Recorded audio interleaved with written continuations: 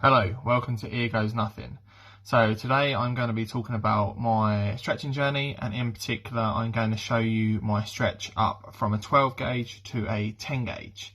I've decided to start stretching because it's something that I've always wanted to do and it just looks good in my opinion. This video is not factual in any sense, it's not the golden grace, it's my opinions, what I've researched and found, and the way I like to do things. That does not mean it works for everybody, but it works for me. So I just wanted to put that in now, because of it, not everything works for everyone. So I went on Amazon and I bought a acrylic set going from a 14 gauge up to a 00 gauge, which is ultimately my end goal for now.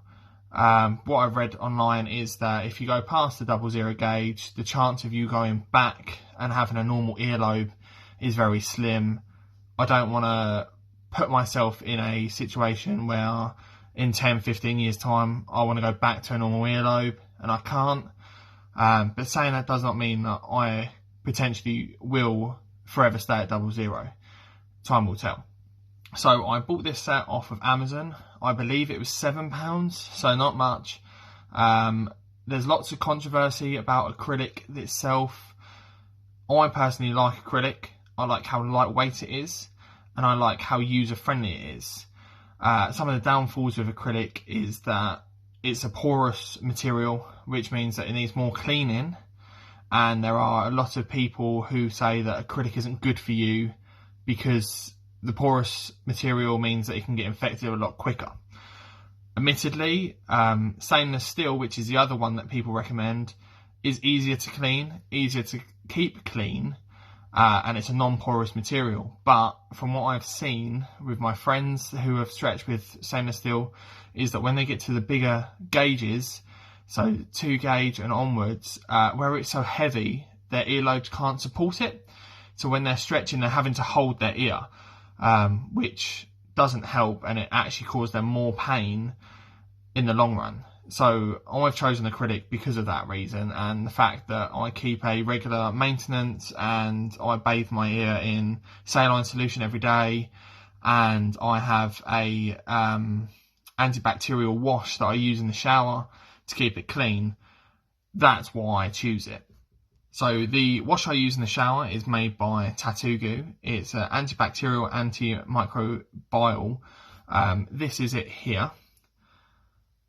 It's pretty easy to find in the UK. Places like Superdrug sell it, or Amazon. You can get anything off at Amazon these days.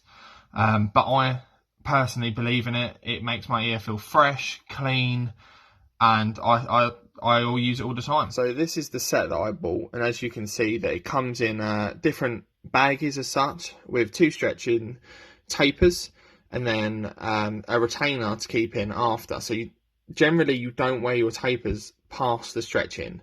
They're easier to drag out, they're easier to get caught, and they're just not as good for you as a retainer. As you can see, as the sizes go up, you start to get tunnels as well. These are silicone tunnels.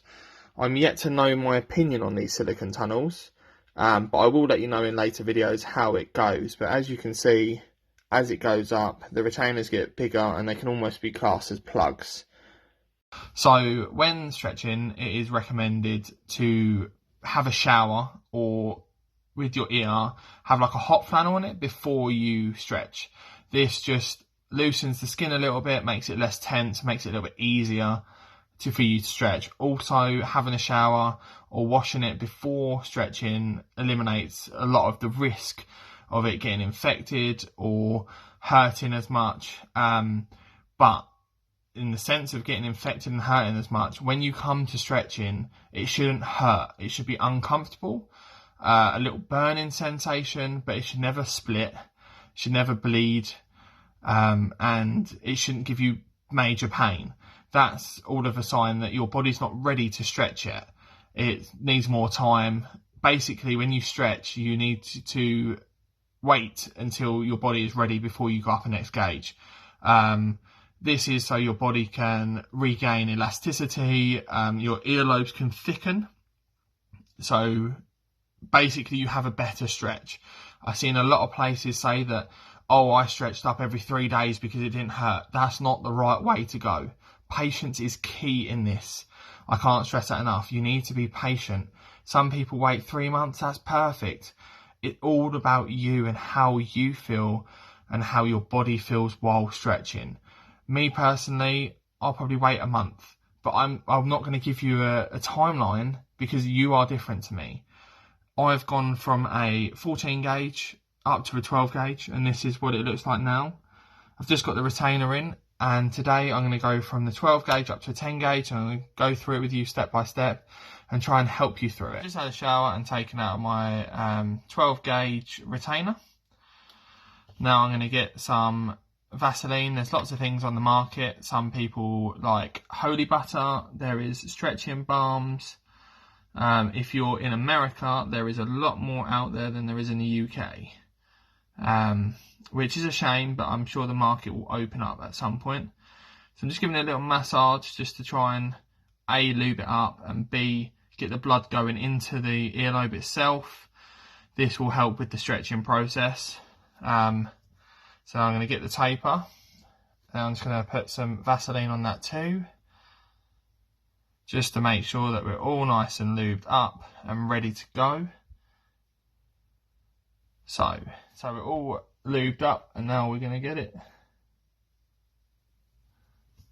So we're just going to gently push it, putting constant pressure on it. Shouldn't hurt, should be like a mild burn. So just slowly going in, and there we have it. We are in. So then from there, you get the other O-ring. So at the front there is an O-ring. That's to show when to stop. You get the other O-ring, and then you just slowly slide it up the back.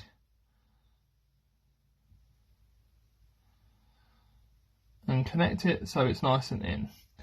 So how long you leave this bit in for is completely up to you. I'm generally about 5 minutes, maybe 10 minutes before I put the retainer in. I think the maximum is 4 hours. I could be wrong with that though. But I just let it do its thing for 5-10 minutes, get used to the taper being in there, and then I put the retainer in. This is what I was mentioning earlier about the stainless steel. It's this stage that people struggle with at stainless steel at higher gauges, because of the weight of it then pulls the ear back, and that then can obviously help with tears and things like that. So this is why I prefer acrylic. As you could see, went in nice and easy. My ear was ready for it. The shower helped. So yeah, 5 more minutes, and then I will be putting in the retainer, and the stretch will be done. So the taper has an O-ring at the front, an O-ring at the back. I'm going to take this front O-ring off, like so. Put that to the side. I'm going to get the retainer, and then just match it up so it's nice and level with each other. It's the fiddly bit, because obviously I've lubed up. One goes in, one comes out.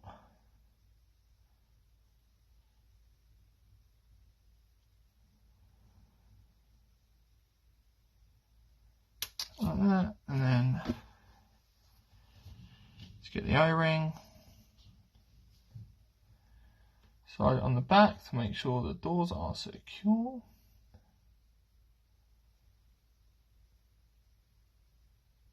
This is the most fiddly bit, due to having put Vaseline on. And just like that, we are in. So that's me gone up from a 12 gauge to a 10 gauge. I believe that's 0.4 of a millimetre jump, which doesn't sound a lot, but when you think that you are stretching your ear, that can be quite a big jump. Don't force it. That's my one bit of advice. If it doesn't feel right, wait. I know it can be frustrating. We all want to get to them bigger sizes, but if you blow out, it's going to take you a lot longer than if you just waited that extra week. So, thank you for watching my video.